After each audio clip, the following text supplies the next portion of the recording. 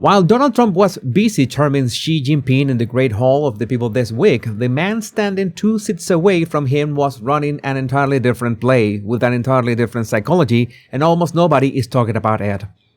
Marco Rubio, the Secretary of State, walked into Beijing under sanctions, wearing the same outfit a dictator was wearing when American forces arrested him, and proceeded to deliver one of the most sophisticated persuasion performances I have watched any senior American diplomat give in years.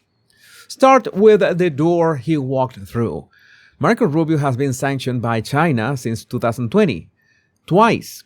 He was banned from the country. The sanctions are still officially in effect, so how did the sanctioned man walk into the Great Hall of the People as the chief diplomat of the United States?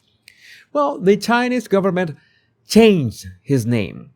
They took the Chinese character used to transliterate the first syllable of Rubio's surname, and they swapped it for a different character that sounds almost identical but is technically different. So, on paper, in Mandarin, Marco Lu is not the same person as the man on the sanctions list. The sanctions stay in place for future use. The summit happens anyway, and Beijing keeps the option to enforce the ban whenever they want, and Rubio gets to do his job these days. So watch what Rubio did with that gift. He said nothing about it. He did not gloat. He did not joke about it on Air Force One. He did not let his team brief reporters that China had blinked. He just walked through the door, sat at a table, and did the work. Strategic patience is a behavioral discipline most American politicians cannot manage. The temptation to spike the football is enormous, so Rubio resisted it, and that tells a lot about the man. Because here's what spiking the football would have cost him. If Rubio had publicly celebrated the name change workaround, he would have humiliated Xi inside Xi's own house. That humiliation would have forced Beijing to retaliate, and the retaliation would have cost the United States something real, something that mattered more than the satisfaction of a one-day news cycle. So Rubio took the gift, said thank you with his silence, and pocketed the leverage for next time. That is how serious negotiators behave. Now look at what Rubio wore when he boarded Air Force One on the way over. A gray Nike Tech tracksuit. Cuban-American Secretary of State, a lifelong hardliner on the Castro regime and on Maduro, boarding the plane to China in the exact same tracksuit that Nicolas Maduro was wearing in January when American Special Forces pulled him out of his bed in Caracas and put him on a Navy warship in handcuffs.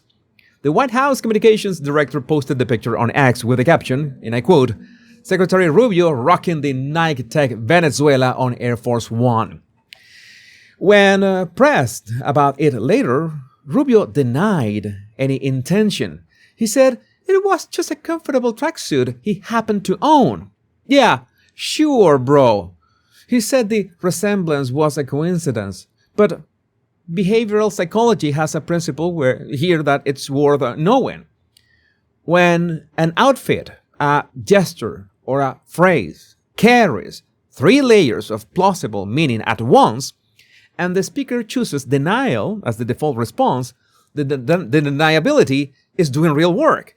Because look at the audiences that picture spoke to simultaneously. To the Chinese hosts, it was a quiet reminder that the United States has been pulling dictators out of bed lately. To the Cuban exile community in Florida, Rubio's most loyal political base, it was a signal that the same playbook is being kept warm for the regime they fled from. To the broader audience, it was a viral image that drove a story about Rubio entering China on his own terms. And as for me, a Venezuelan, I just think it was a badass move. 1 outfit, 3 messages, complete deniability. That is communication strategy that has gotten good enough to look like an accident. Now, watch how Rubio talked about China while he was on the way there. Rubio sat down with Sean Hannity for a Fox News interview. The interview was the public version of the message he was about to deliver privately. And this is how Rubio framed it. He gave China 3 reasons to pressure Iran on the Strait of Hormuz. 3. And there were not threats, there were reasons. And I quote, "It's in their interest to resolve this." So reason 1, China is heavily reliant on the strait for its own energy imports, so the longer the crisis runs, the worse China's energy security gets. Reason 2, the global economy is destabilizing, which means countries are going to buy fewer Chinese exports. And reason 3, China can play a role at the United Nations on a resolution condemning Iran's conduct, which would cost Beijing nothing, while delivering a major win for Washington. So that is the persuasion architecture. Rubio did not say, "You have to do this because we are stronger than you." No. He said, "Here is why doing what we want is what you should want for yourself." You see the difference? He reframed America's preferred outcome as China's self-interest. That is the oldest and most effective form of negotiation in the world. You do not push the other side toward your goal. You make your goal indistinguishable from their goal. And then while Rubio was making that case, Donald Trump was telling reporters something completely different. Trump said the United States did not need China's help with Iran. He said America would win the Iran situation one way or another, with or without Beijing. He downplayed the entire question. So we have 2 senior American officials on the same trip, on the same day, giving 2 completely different messages about China's role in Iran. The mainstream media read this as a contradiction. Some outlets wrote pieces about a divergence in tone. But the behavioral read is different. This is the oldest play in the negotiation handbook. Good cop, bad cop. Except the good cop is the one making the urgent ask, and the bad cop is the one shrugging like he does not even need it. So Trump saying, "We don't need your help," makes China's offer of help more valuable, not less, because she would be doing it just because he can. And Rubio saying, "Here are 3 reasons you should help," gives Xi the language he can use internally to justify the move. So together, the 2 messages do something neither one could do alone. So it's like those temporal pincer movements in Tenet. One of the few things I actually understood from that movie. Now, while Trump and Xi were sitting at the negotiating table, Rubio was caught on camera in the East Hall of the Great Hall of the People, looking up at the ceiling.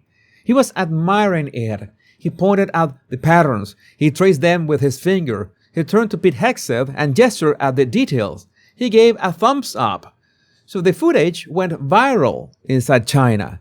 Chinese commentators interpreted it as Rubio showing respect for Chinese craftsmanship. State media picked it up. Social media spread it. And the same man who has spent years calling out the Chinese government for human rights abuses just gave the Chinese people a free, organic, viral moment of an American diplomat appreciating their culture. That moment cost Rubio nothing. It bought the visiting American delegation a meaningful amount of goodwill from the Chinese public.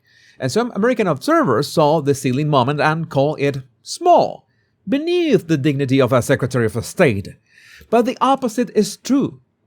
In a culture that runs on faith and reciprocity, as I explained on yesterday's video of Trump and Xi Jinping, giving the host a free moment of admiration in their own house is the kind of low-cost, high-return gesture serious diplomats learn early. So put all of this together. Rubio walked into China under a name his hosts had to redesign for him. He wore an outfit that carried 3 layers of message and let the deniability do the work. He gave China 3 reasons to pressure Iran, framed entirely around their own self-interest. And he played good cop, bad cop with Trump on coordinated messaging that the press read as a contradiction. And he gave the Chinese public a free goodwill moment with a single upward glance at a ceiling. That is not a hardliner having a meltdown about being in the same room as a regime he spent 15 years criticizing. That is a hardliner who has learned that the most effective form of pressure is the kind the other side does not feel until they have already agreed to it. So the flattery sounds friendly. The persuasion sounds reasonable. The outfit sounds like an accident. The ceiling moment sounds like a tourist. And now you know that none of that is accidental. So the lesson is that the most dangerous communicators are the ones who make their work look easy. Rubio is becoming one of those communicators. But let me know what you think about this in the comments. My name is Jesus Enrique Rosas. I'm the Body Language Guy. Much love and bliss.